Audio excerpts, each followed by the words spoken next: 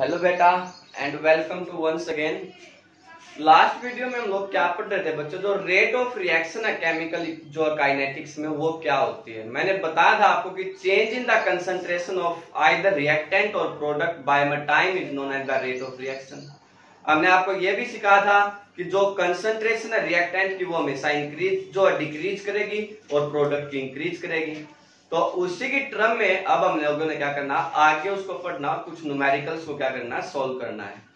सबसे पहला न्यूमेरिकल आपके पास क्या है, ये कहता है decomposition of N2O5 in carbon tetrachloride solution at 318 kelvin has been studied by monitoring the concentration of N2O5 in the solution.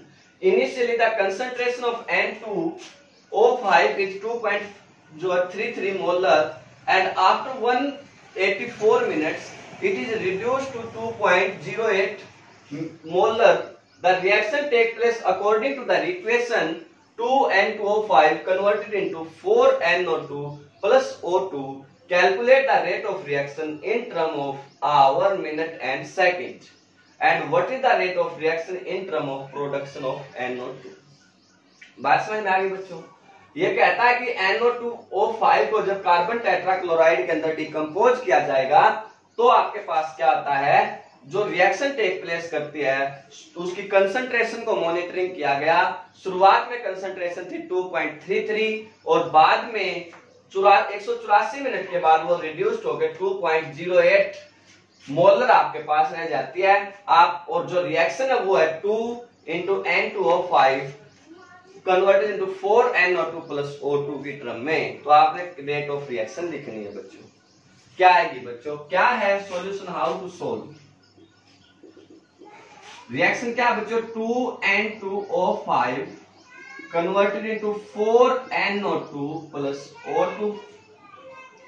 अब अगर हम लोग इसकी रेट लिखेंगे, रेट ऑफ रिएक्शन, तो वो क्या है कि -1/2 decrease in concentration of N2O5 by my del T, या increase in concentration 1/4 into my del NO2 by my del T, या जो है increase in concentration of O2 by my del T। ये बात मैं आपको सिखा चुका हूं ना बच्चों, कैसे लिखेंगे आप लोग, ये बात समझ में आई कि नहीं आई। रेट ऑफ रिएक्शन आप लोगों को ऑलरेडी कंप्लीटली लिखनी आती है ना, पक्का।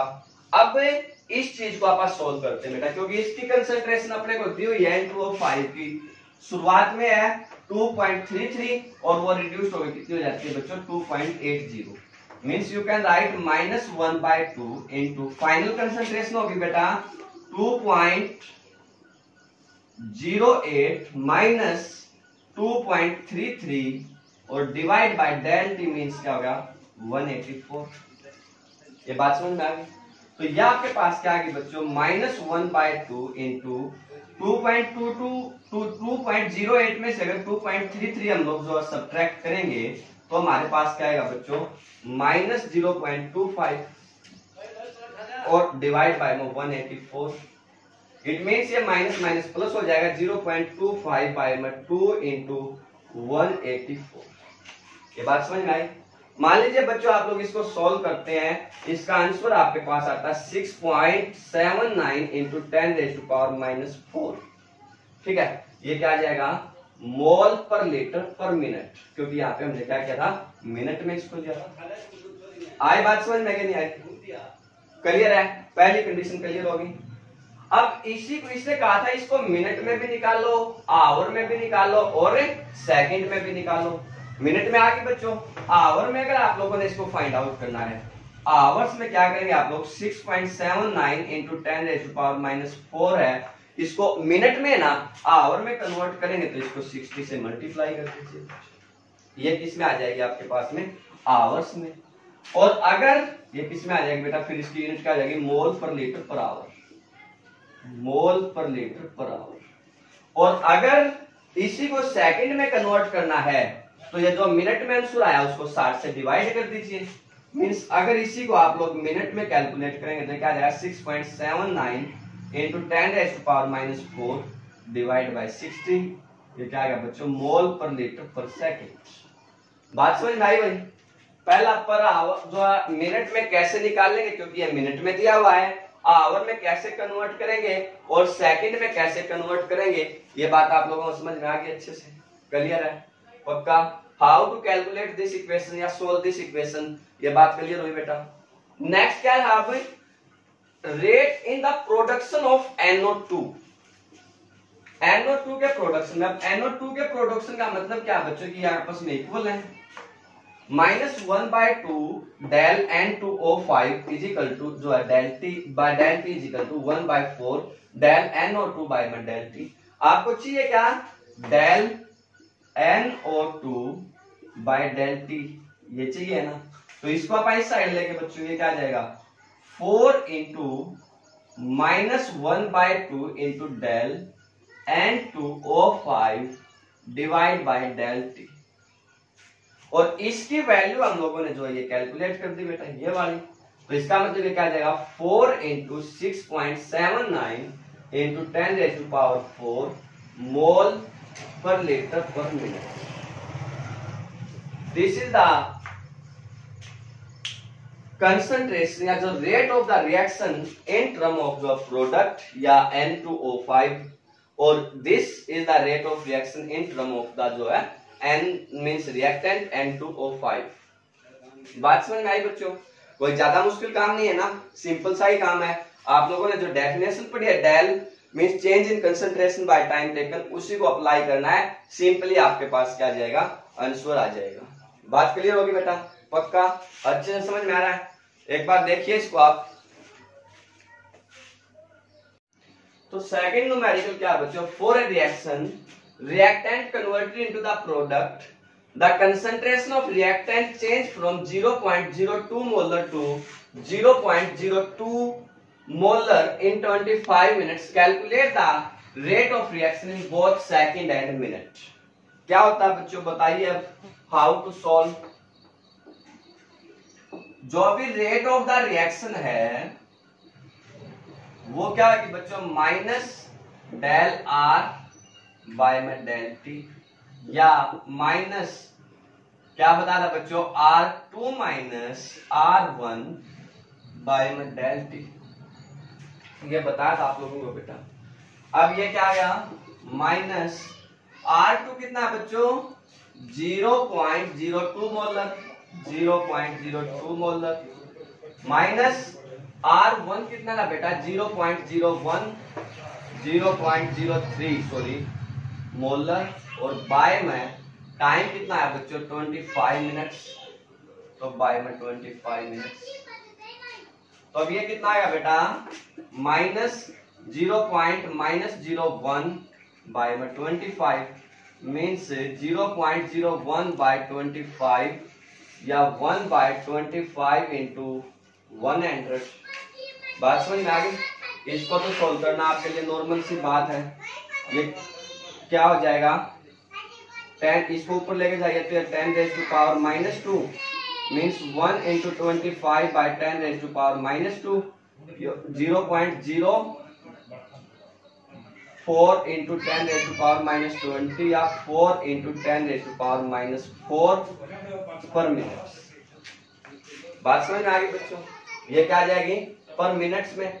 दूसरा इसने आपको कहा था इसी को सेकंड में भी कन्वर्ट करना है, सेकंड में कन्वर्ट करना है तो क्या करिए 4 into 10⁻⁻4 को 60 से डिवाइड करिए, ये क्या आ जाएगा 1/15, 1/15 into 10⁻⁻4 या 0.015 6 into 10⁻⁻4 मीन्स 6.6 into 10⁻⁻6 जो है मोल पर लीटर, 4 मोल पर लीटर पर सेकंड लिख दीजिए, जो है मोलरिटी पर सेकंड आप लोग लिख सकते हैं। आई बात समझ में कि नहीं आई बच्चों? हाउ टू फाइंड जो है सिंपल सा क्वेश्चन है, फाइंड जो है इनिशियल कंसंट्रेशन गिवन है, फाइनल कंसंट्रेशन गिवन है, टाइम गिवन है, तो आप लोगों ने जो सिंपली रेट ऑफ रिएक्शन को कैलकुलेट करना है। कैसे कैलकुलेट करेंगे बच्चों ये बात समझ में आ गई पक्का?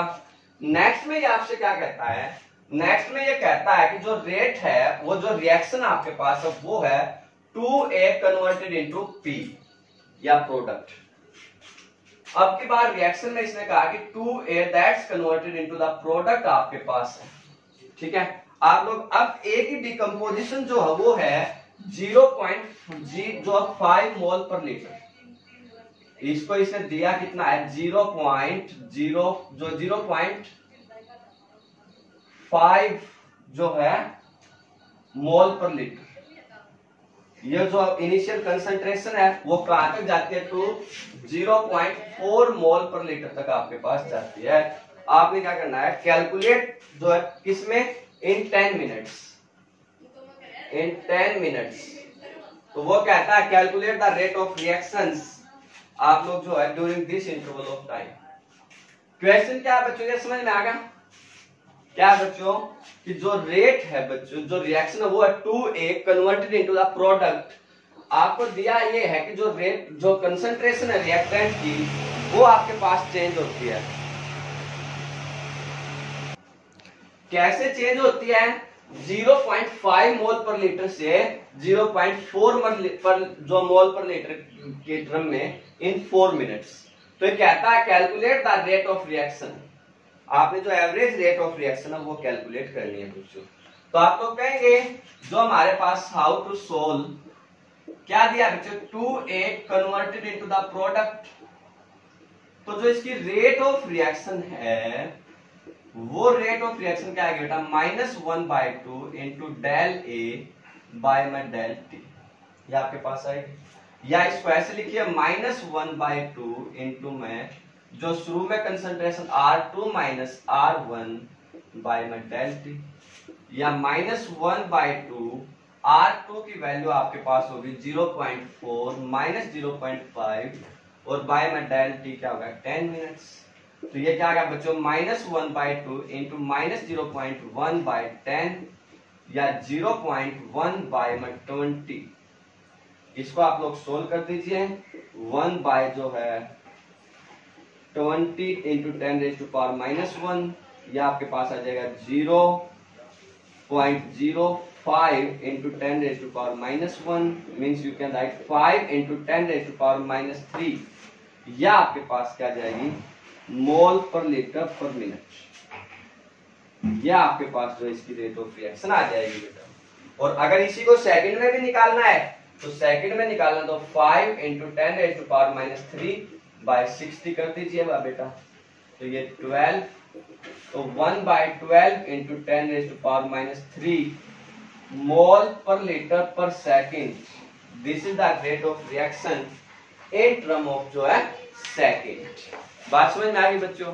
आई होप कि आप लोगों को ये जो रेट ऑफ रिएक्शंस है उसको कैलकुलेट करना अब अच्छे से आ गया हो। How to calculate the rate of reaction, ये बात आप लोगों को क्या है अब अच्छे से समझ में आ जानी चाहिए। Clear.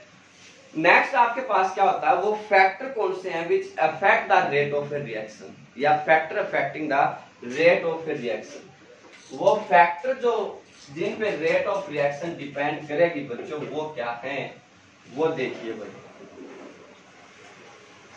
Factor affecting rate of reaction, पहला आपके पास होता है बच्चों nature of the reactant. How to the depend upon nature of reactant, उसके लिए हम लोग क्या करते हैं एक एग्जांपल लेते हैं बेटे 2NO that will be react with the O2 converted into 2NO2. This is a very fast reaction. And अगर यही ऐसे 2CO that will be react with the O2 converted into CO2, this is a slow reaction. ये क्या बच्चों slow reaction. तो अब देखने में जो रिएक्टेंट है बच्चों वो दोनों के ऑलमोस्ट क्या है सेम नजर आ रहे हैं। जो रिएक्टेंट है दोनों के वो क्या है ऑलमोस्ट सेम नजर आ रहे हैं, लेकिन एक बहुत फास्ट रिएक्शन है दूसरी स्लो रिएक्शन है। क्यों?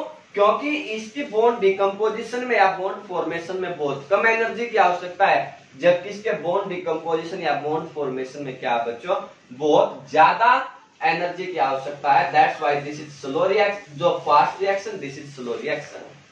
बात समझ में आई। पहला फैक्टर क्या है। दूसरा क्या होता है बच्चों concentration of the reactant. Concentration of the reactant, जितनी भी रिएक्टेंट की कंसंट्रेशन ज्यादा होगी बच्चों, greater is the concentration of the reactant, faster is the reaction. कोई भी रिएक्शन है वो जिसमें उसमें रिएक्टेंट की कंसंट्रेशन जितनी ज्यादा होगी ना तो रिएक्शन उतनी फास्ट होगी। जैसे ही कंसंट्रेशन घटती जाएगी तो रेट ऑफ रिएक्शन क्या हो जाएगी बच्चों, स्लो होती जाएगी। बात समझ गए? तो आप लोग कहेंगे कंसंट्रेशन का मतलब क्या है, greater is the concentration of reactant, faster is the reaction, faster is the reaction। समझ में आ गई बात? और इसका उल्टा भी होता है, जैसे कंसंट्रेशन कम होगी तो रिएक्शन स्लो हो जाएगी। तीसरा जो फैक्टर आपके पास होता है बच्चों वो होता है टेम्परेचर। तीसरा जो फैक्टर है जिसके ऊपर रेट ऑफ रिएक्शन डिपेंड करती है बेटा वो क्या है, टेम्परेचर। जो रेट ऑफ रिएक्शन है लगभग जो है आप लोग कहेंगे जो रेट ऑफ रिएक्शन वो क्या करती है, इंक्रीज करती है। रेट ऑफ रिएक्शन वो क्या करती है, इंक्रीज करती है विद इंक्रीज इन टेम्परेचर।